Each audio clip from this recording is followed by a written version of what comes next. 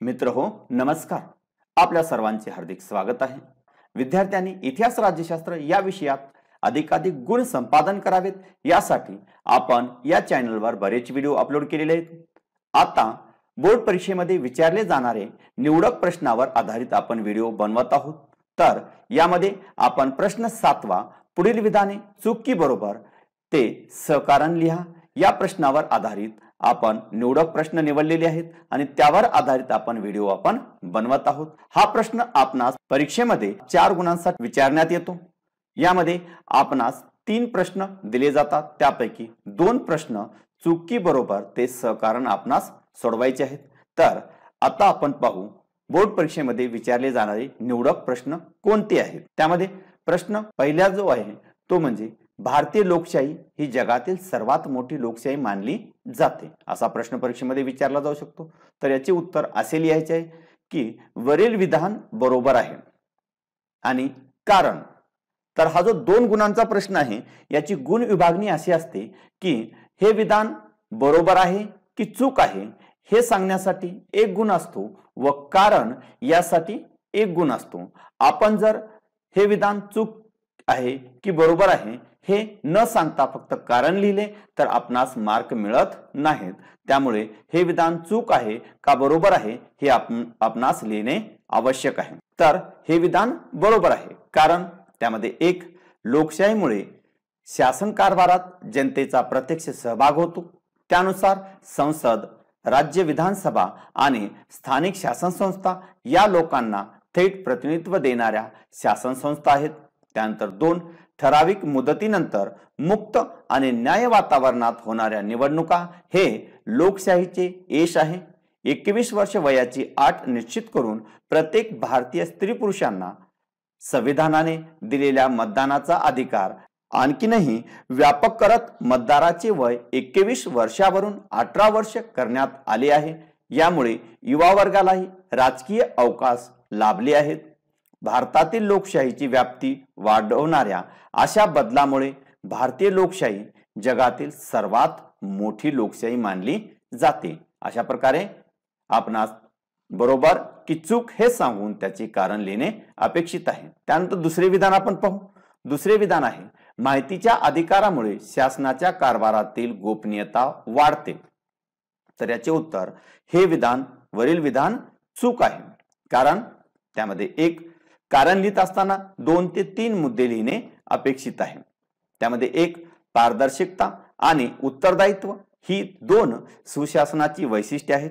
ती प्रत्यक्षात आणण्याकरता भारतीय नागरिकांना माहितीचा अधिकार देण्यात आला आहे.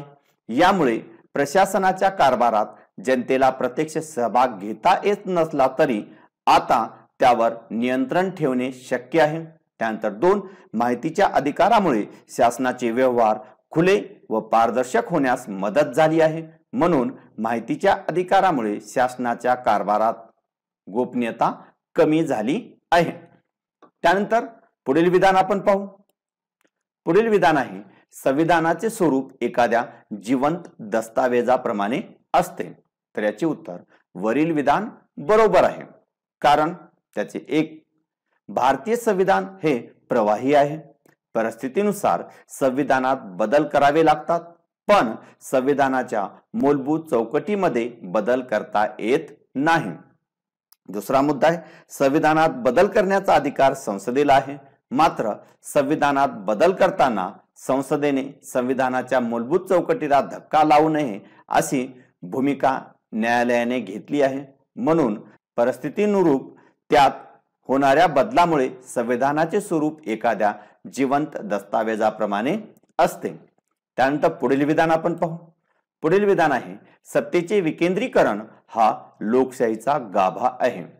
तर वरील विधान बरोबर आहे कारण 1 विकेंद्रीकरणामुळे सत्तेचा गैरवापर करण्याला आळा बसतो. 2 शिवाय सामान्य जनतेलाही या सत्तेत सहभागी होता येते. त्यानंतर 3 लोकशाही विकेंद्रीकरणाच्या संदर्भात संविधानातील मार्गदर्शक तत्वामध्ये तरतुदी आहेत.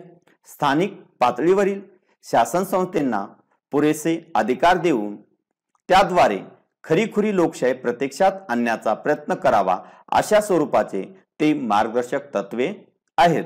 म्हणून सत्तेचे विकेंद्रीकरण हा लोकशाहीचा गाभा आहे.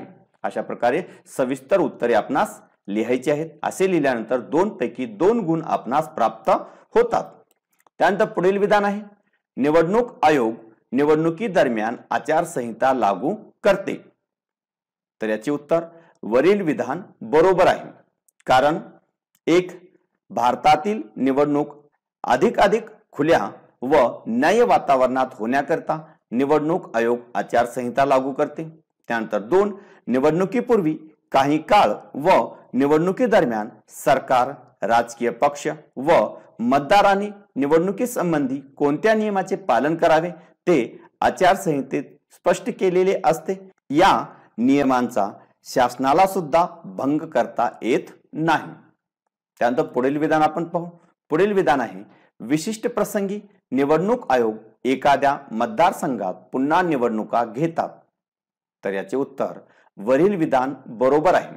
कारण एखाद्या वेळी निवडून आलेले सरकार मुदतपूर्व व्हायच्या आधीच अल्पमतात आले किंवा आघाडीचे शासन असल्यास काही घटक पक्षांनी पाठिंबा काढून घेतल्यास सरकारचे बहुमत संपुष्टात आले आणि पर्यायी सरकार स्थापन करण्याची शक्यता नसेल तर निवडणूक आयोग पुन्हा निवडणुका घेतो.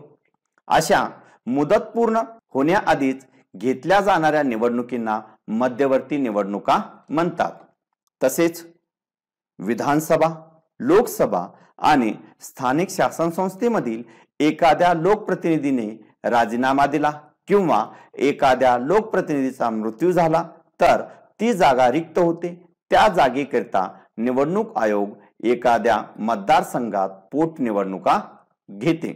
अशा प्रकारे हे विधान बरोबर आहे. त्यानंतर पुढील विधान आहे, एखाद्या घटक राज्यात केव्हा व किती टप्प्यात निवडणुका घ्यायच्या हे राज्य सरकार ठरवते. तर याचे उत्तर आहे की वरील विधान चूक आहे. कारण 1. भारतातील निवडणूक प्रक्रियेच्या केंद्रस्थानी भारताचा निवडणूक आयोग असतो. त्यानंतर 2. भारताचा निवडणूक आयोग आणि राज्य पातळीवर असणाऱ्या राज्य निवडणूक आयोग आपल्या देशातील सर्व महत्त्वाच्या निवडणुका घेतात. त्यानंतर 3. निवडणुकीच्या तारखा घोषित करण्यापासून ते निवडणुकांचे निकाल जाहीर करेपर्यंतची सर्व निवडणूक प्रक्रिया निवडणूक आयोगाच्या मार्गदर्शनाखाली आणि नियंत्रणाखाली चालते. त्यामुळे वरील विधान चुकीचे आहे. अशा प्रकारे सविस्तर माहिती आपणास लिहायची आहे. त्यानंतर पुढील विधान आपण पाहू. पुढील विधान आहे, राजकीय पक्ष शासन व जनता यांच्यातील दुवा म्हणून काम करतात. तर याचे उत्तर वरील विधान बरोबर आहे. कारण काही वेळा आपल्या समस्या मांडण्यासाठी सरकारी अधिकाऱ्यांना भेटण्यापेक्षा स्थानिक पक्षाच्या नेत्यांना भेटणे सर्वसामान्य लोकांना सोपे जाते. अशा प्रकारे राजकीय पक्ष जनतेच्या मागण्या आणि गाऱ्हाणी शासनापर्यंत पोहोचवण्याचे कार्य करतात. त्यानंतर 2. शासन पक्षाच्या माध्यमातून आपल्या धोरण कार्यक्रमांना जनतेचा पाठिंबा मिळवण्याचा प्रयत्न करते. अशा प्रकारे राजकीय पक्ष शासन व जनता यांच्यातील दुवा म्हणून काम करतात. त्यानंतर पुढील विधान पाहू. पुढील विधान आहे, राजकीय पक्ष या सामाजिक संघटनाच असतात. राजकीय पक्ष या सामाजिक संघटनाच असतात. तर याचे उत्तर वरील विधान बरोबर आहे. कारण 1. समाजात ज्याप्रमाणे सामाजिक संघटना, गट, चळवळी सार्वजनिक प्रश्न सोडविण्यासाठी पुढाकार घेतात, सक्रिय असतात, त्याच प्रकारे राजकीय पक्ष निवडणूक लढवण्यात पुढाकार घेताना दिसतात. सामाजिक संघटनेप्रमाणेच राजकीय पक्ष सामान्य जनतेचे प्रश्न किंवा समस्या सोडवण्यासाठी धोरण व कार्यक्रम आखतात. त्यानंतर 2. तथापि राजकीय पक्ष व सामाजिक संघटना यांची उद्दिष्टे व कार्यपद्धती वेगळी असते. यावरून असे म्हणता येईल की राजकीय पक्ष या सामाजिक संघटनाच असतात. त्यामुळे हे विधान बरोबर आहे. त्यानंतर आपण पुढील विधान पाहू. पुढील विधान आहे, आघाडी शासनातून अस्थिरता निर्माण होते. तर याचे उत्तर वरील विधान चूक आहे. कारण 1. 1989च्या लोकसभा निवडणुकीनंतर राजकारणात एकाच पक्षाचे वर्चस्व संपुष्टात येऊन आघाडी शासनाच्या स्थापनेस सुरुवात झाली। त्यानंतर 2 आघाडी शासनातून अस्थिरता निर्माण होते असा समज आहे, मात्र हा समज भारताने खोटा ठरवला आहे, कारण भारतात बहुपक्षीय पद्धती असून आघाडीचे शासन ही बाब आता भारताच्या राजकीय व्यवस्थेत स्थिर झाली आहे, म्हणून आघाडी शासनातून अस्थिरता निर्माण होते हे म्हणणे चुकीचे आहे। त्यानंतर पुढील विधान आपण पाहू। पुढील विधान आहे शिरोमणी अकाली दल हा राष्ट्रीय पक्ष आहे। तर याचे उत्तर वरील विधान चूक आहे, कारण 1 शिरोमणी अकाली दल हा पंजाब मधील महत्वाचा प्रादेशिक पक्ष आहे। या पक्षाची स्थापना 1920 मध्ये झाली। हा पक्ष पंजाब मधील धार्मिक व प्रादेशिक अस्मिता जोपासण्यास प्राधान्य देतो। प्रादेशिक पक्ष म्हणून मान्यता मिळवण्यासाठीचे निकष या पक्षाने पूर्ण केले आहेत। 2 हा पक्ष अनेक वर्ष सत्तेत असलेल्या महत्वाचा पक्ष असला तरी तो केवळ पंजाब राज्यापुरताच मर्यादित आहे। राष्ट्रीय पक्ष म्हणून मान्यता मिळवण्याचा एकही निकष शिरोमणी अकाली दल या पक्षाने पूर्ण केलेला नाही, म्हणून शिरोमणी अकाली दल हा राष्ट्रीय पक्ष नसून प्रादेशिक पक्ष आहे। त्यामुळे वरील विधान चूक आहे। त्यानंतर पुढील विधान आपण पाहू। पुढील विधान आहे लोकशाहीमध्ये चळवळीला फार महत्त्व असते। तर याचे उत्तर वरील विधान बरोबर आहे, कारण 1 चळवळ ही सामूहिक कृती असते, त्यामध्ये अनेक लोकांचा सक्रिय सहभाग आवश्यक असतो। त्यानंतर 2 समाजातील प्रश्नासंदर्भातील आवश्यक ती सर्व माहिती चळवळीतील नेते व कार्यकर्ते शासनाला पुरवतात। भावी धोरणे आखताना या माहितीचा शासनाला उपयोग होतो। त्यानंतर 3 याशिवाय लोकशाहीत प्रतिकार आणि निषेध करण्याच्या हक्काच्या साहाय्याने शासनाच्या काही निर्णयांना किंवा धोरणांना चळवळीच्या माध्यमातून विरोध करता येतो। त्यानंतर 4 लोकशाही व्यवस्थेत चळवळी असणे हे निकोप लोकशाहीचे लक्षण आहे, म्हणून लोकशाहीमध्ये चळवळींना फार महत्त्व असते। असे 4 मुद्दे आहेत। या 4 मुद्द्यापैकी 3 जरी मुद्दे आपण लिहिले तरी आपणास 1 गुण किंवा 2 जरी मुद्दे लिहिले तरी आपणास 1 गुण प्राप्त होतो, आणि चुकी बरोबर सांगितल्यानंतर 1 गुण, अशा प्रकारे 2 गुण आपणास प्राप्त होतात। त्यानंतर आपण पुढील विधान पाहू। पुढील विधान आहे की चळवळीला खंबीर नेतृत्वाची गरज नसते। असे प्रश्न काही वेळेस आपणास संदिग्ध करू शकतात।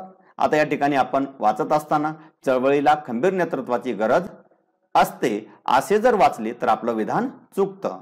त्यामुळे विधान असते, नसते, आहे, नाही हे जे आहे ते व्यवस्थित विधान काळजीपूर्वक वाचा। तर चळवळीला खंबीर नेतृत्वाची गरज नसते, तर हे विधान चूक आहे, कारण 1 चळवळ ही सामूहिक कृती आहे, त्यात अनेक लोक सक्रिय सहभागी होत असतात। या लोकसमूहाला दिशा देण्यासाठी नेतृत्वाची गरज असते। त्यानंतर 2 चळवळीतील नेते आणि कार्यकर्ते शासनाला सार्वजनिक प्रश्नाबाबतची माहिती पुरवतात। त्यानंतर 3 नेतृत्वामुळे चळवळीचा हेतू, कार्यक्रम, आंदोलनात्मक पवित्रा याविषयी योग्य निर्णय घेता येतात व चळवळ क्रियाशील राहते। त्यानंतर 4 तसेच खंबीर नेतृत्व असेल तर चळवळ परिणामकारक होते, म्हणून चळवळीला खंबीर नेतृत्वाची गरज असते। त्यानंतर पुढील विधान आपण पाहू। ग्राहक चळवळ अस्तित्वात आली। तर याचे उत्तर वरील विधान बरोबर आहे, कारण 1 अर्थव्यवस्थेतील व समाज व्यवस्थेतील बदलाचा ग्राहकावर परिणाम होतो। त्यानंतर 2 ग्राहकांना अन्नधान्यातील भेसळ, वस्तूची वाढती किंमत, वजनमापातील फसवणूक अशा अनेक समस्यांना सामोरे जावे लागते। अशा प्रकारच्या फसवणुकीपासून ग्राहकाचे कायदेशीर मार्गाने संरक्षण व्हावे म्हणून 1986 मध्ये ग्राहक संरक्षण कायदा अस्तित्वात आला व ग्राहक चळवळ अस्तित्वात आली। अशा प्रकारे हा प्रश्न आपण लिहू शकतो।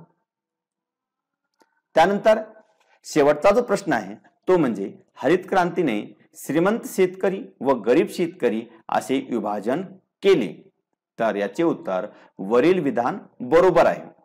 हरित क्रांतीने श्रीमंत शेतकरी व गरीब शेतकरी असे विभाजन केले हे विधान बरोबर आहे। कारण एक हरित क्रांतीचा हेतू शेतीचे उत्पादन वाढवणे व भारत देश अन्नधान्याबाबत स्वयंपूर्ण बनवणे हा होता।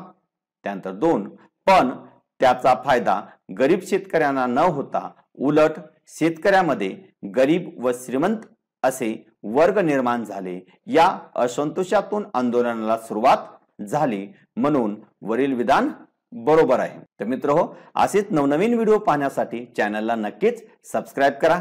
1 एप्रिल 2022 रोजी होणाऱ्या इतिहास राज्यशास्त्र या परीक्षेसाठी माझ्याकडून हार्दिक शुभेच्छा। धन्यवाद।